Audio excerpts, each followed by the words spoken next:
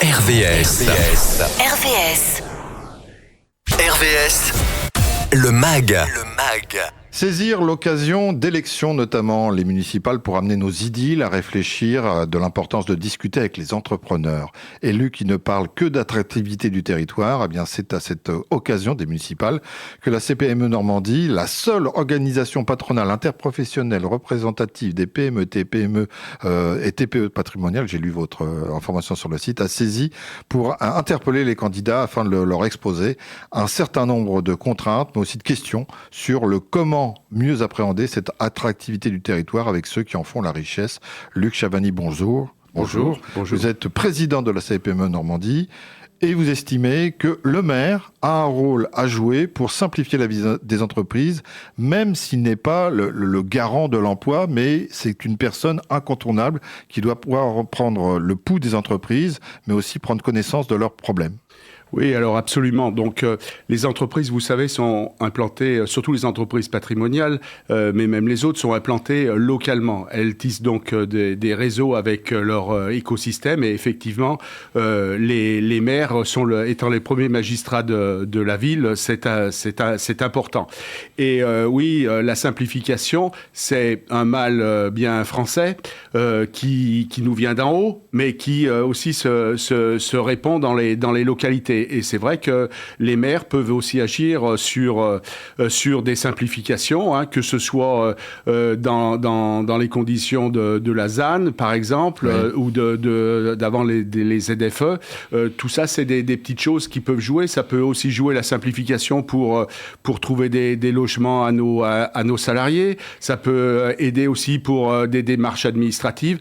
Et je crois que ce que l'on doit promouvoir en tant qu'entreprise, c'est de simplifier, parce que normalement, simplifier, ça coûte rien et ça peut aider à aller plus vite. Alors, vous avez évoqué les démarches administratives, il y a aussi l'urbanisme, la mobilité et l'accès au marché public. Oui, alors, accès au marché public. Si on prend le cas des questions de la défense, pour prendre quelque chose qui a été très, très médiatisé, on nous a parlé de loi de programmation et d'augmentation du budget national qui était très importante. Et pourtant, les commandes de l'État et des collectivités ont été très longues à venir. Donc ça, c'est juste une illustration.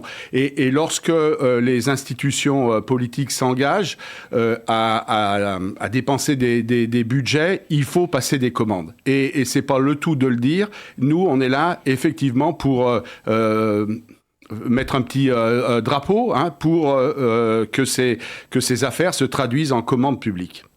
Comment sensibiliser et inciter nos élus à prendre en considération cette réalité? Parce que là, on est en pleine campagne, là, ils vont vous écouter.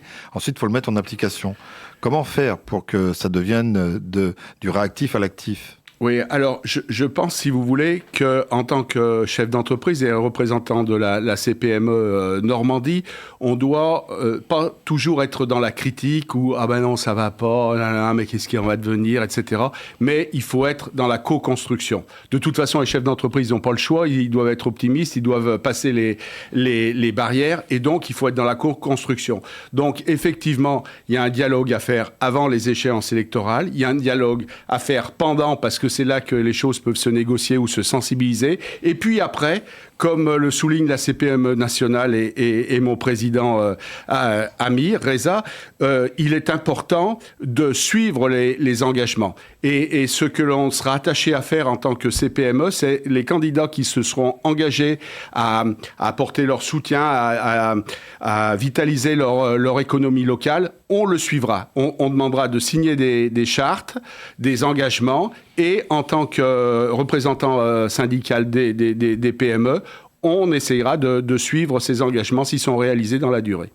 Il y a des chiffres qui sont parlants. Dans une région, l'industrie de notre région représente 20% du PIB, ce qui est près du double de la moyenne française. Ça, c'est des chiffres qui pèsent et qui peuvent être pris en considération par un élu. Oui, absolument. Donc c'est un point fort de la région Normandie, puisque notre PIB est encore comparable à certaines régions d'Allemagne, hein, qui sont souvent au-dessus de 20%. Donc comme la nôtre, on a un grand port maritime, on est ouvert, et c'est vrai qu'il reste un tissu industriel important. Alors de grosses entreprises, notamment en Seine-Maritime, mais ces grosses entreprises drainent tout un tissu, un vivier de petites entreprises dans le domaine industriel. industriels, de sous-traitants.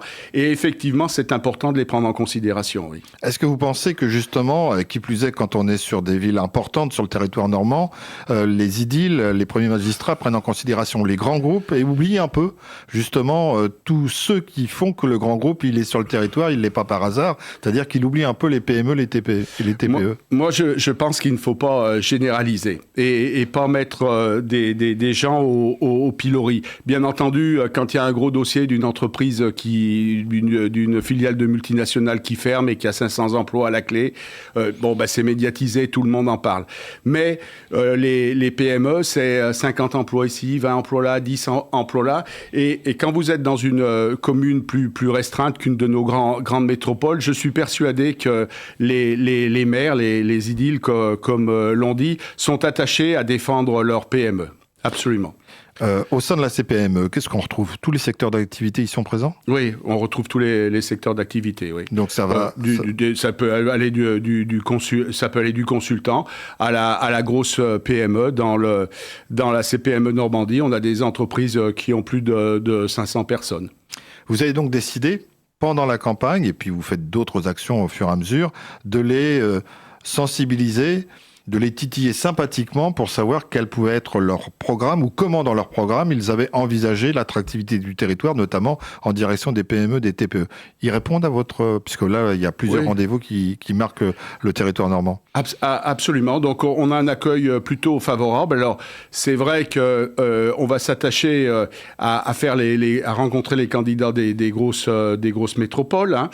Mais on aura des rencontres officielles dans tous les départements de la Normandie, dans les 5 départements.